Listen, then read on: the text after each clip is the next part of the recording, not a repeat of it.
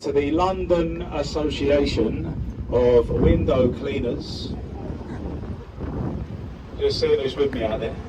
And ahead of the boat is London Bridge. Okay, Tower Bridge behind you, London Bridge ahead of us. Now, this is the 5th London Bridge to cross the river at this location in as many as 2,000 years. The Romans, well, they built the first ever river crossing here in around 43 AD. This present-day bridge was opened in 1973 by Her Majesty the Queen, the late Queen Elizabeth II. The old London Bridge that stood here before this one in the late 1960s, it was taken down stone by stone. Each individual stone was numbered and it was then shipped across the Atlantic and reassembled. Does anybody know where? I think I heard somebody say. In Arizona, Lake Havasu City in the state of Arizona in the USA. Has anybody seen it? You have, sir? Excellent. Well, it used to be there, and it's in America today. Bought by Robert McCulloch for $2 million, an American businessman, and it now stands in Arizona today. Now, on your left, you'll see a little pirate ship in between the buildings, a little dockway there, and that is the Golden Hind, a sea-going replica of Sir Francis Drake's vessel. Sir Francis Drake, he was the very first English captain to circumnavigate or sail around the world. And the ship you see there has been around the world twice. It's a little museum today. And looking up to your right, you can see the beautiful Victorian bell towers of Cannon Street Railway Station, constructed in 1866. And if you look beneath the bridge now, on the right, these windows, this is a relaxation spa and sauna. Sometimes through these windows we see people in a state of undress or semi-nakedness. And there are people in there today. Some days are better than others, as you can see. Some days you wish you'd never looked. Other days we go around again. Now as we come through, we're going to go all the way over to the left. Looking on your left there, and you see the pub with the golden sign, the Anchor, established in 1615. So there's been a riverside pub back there for over 400 years. And the likes of William Shakespeare, Samuel Pepys, Charles Dickens, myself and the captain, just a few of the famous Englishmen to have had a pint in that pub.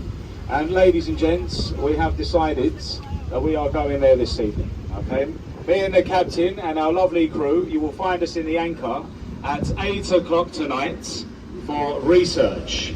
You are all of you, you're all formally invited. Okay, it'd be nice to see some familiar faces. But just so you know, it is for educational purposes. It's where we compare notes, it's where we conduct our research. And on your left, the white circular timber framed building with the thatched roof, that is William Shakespeare's Globe Theatre.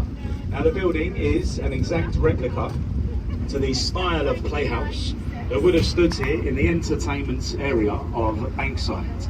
Now it is a working replica, meaning they reenact all of the old Shakespearean classics inside the building, and they are all performed in the traditional manner.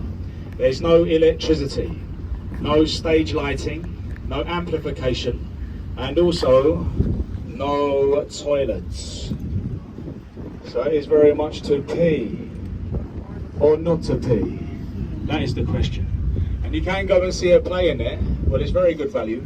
You can see a play for as little as £10 each. Now I'm sure you all agree, £10 for live entertainment, especially in London. Well, it is fantastic value. And live is always better.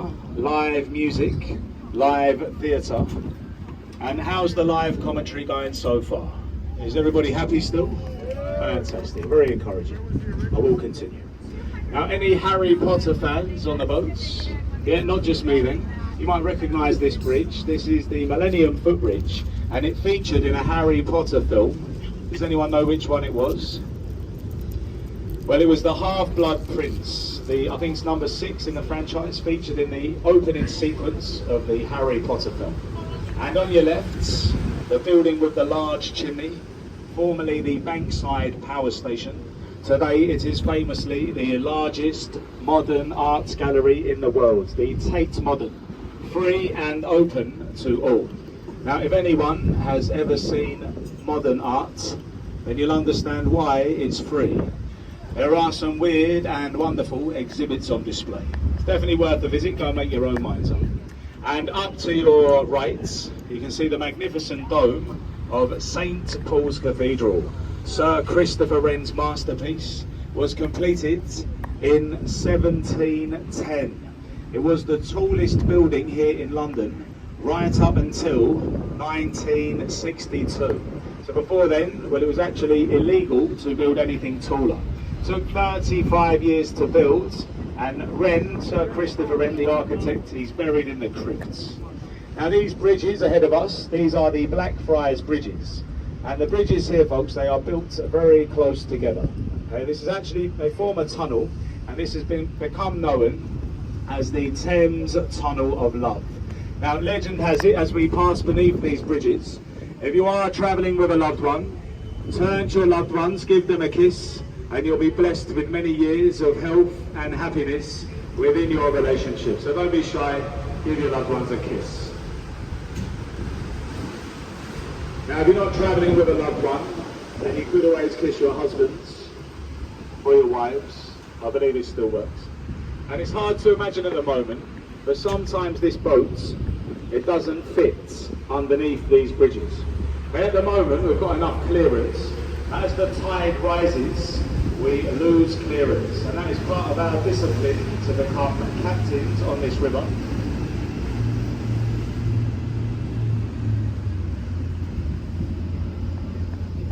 Part of our discipline to become captains is we learn all the individual arches of 32 bridges along the tidal River Thames. So we constantly monitor the tide. I will come back onto the tide very, very shortly.